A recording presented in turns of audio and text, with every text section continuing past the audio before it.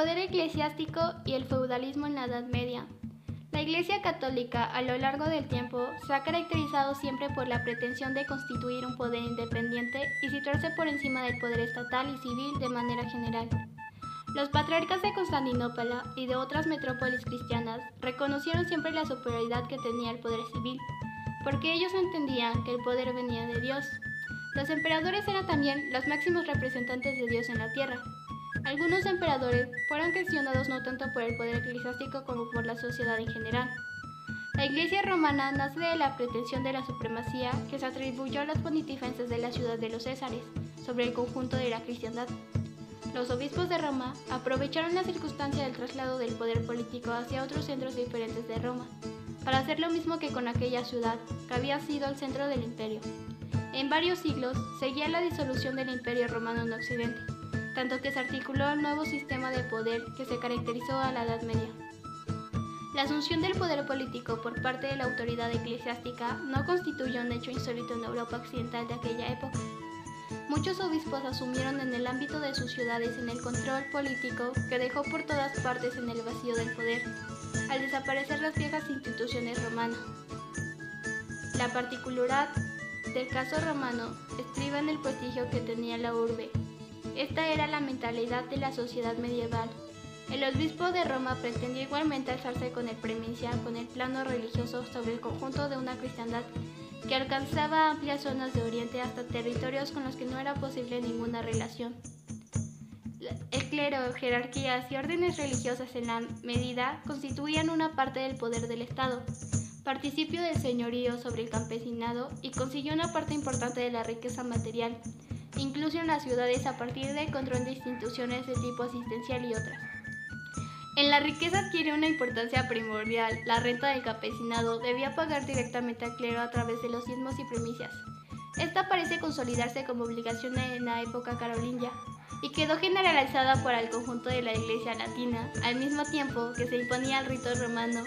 El diezmo se entiende como la 10ª parte de la cosecha que todo campesino está obligado a pagar para el sostenimiento del culto. Del mismo se extrae la premisa que constituye la parte de esta rente que se destina al sostenimiento de la obra de fábrica del edificio parroquial. Además se incluye en ella la obra de fábrica, el edificio propiamente dicho, los elementos que son necesarios para el funcionamiento del culto.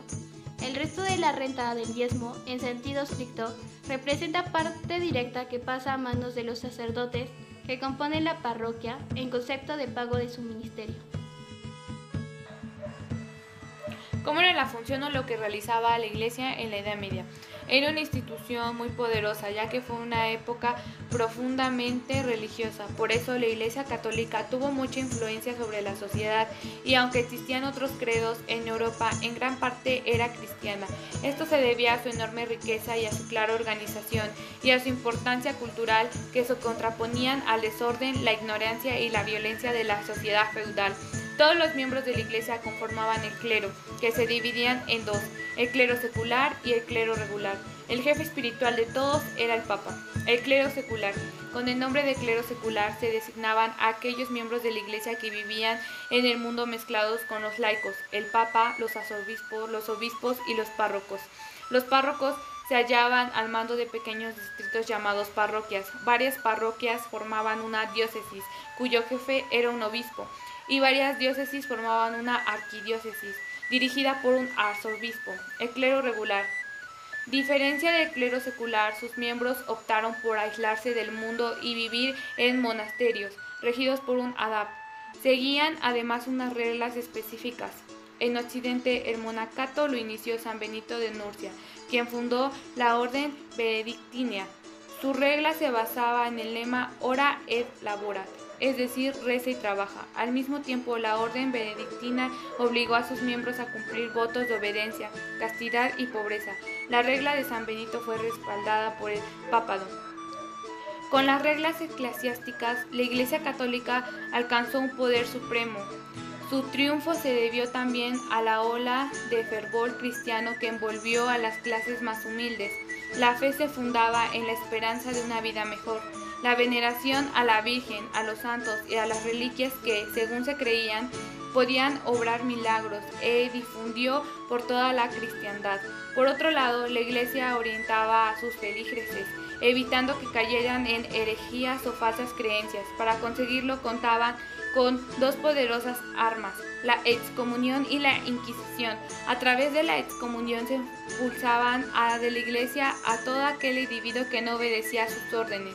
El excomulgado no podía recibir sacramentos y quedaba fuera de la ley divina. La excomunión fue el peor castigo de la Edad Media.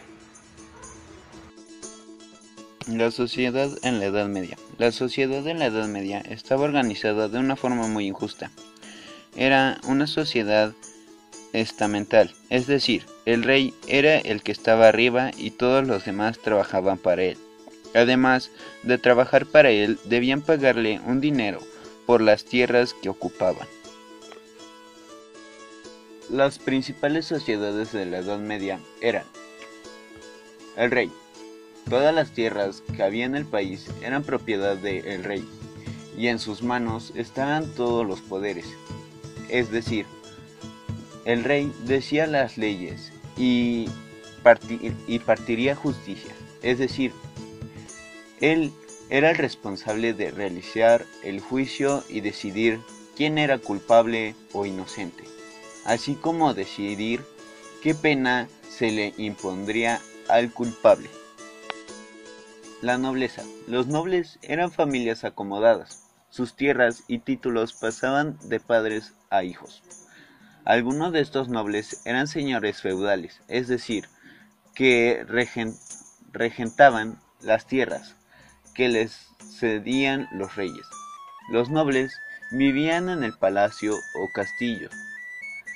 Se dedicaban a entrenar al ejército para cuando el rey lo necesitara.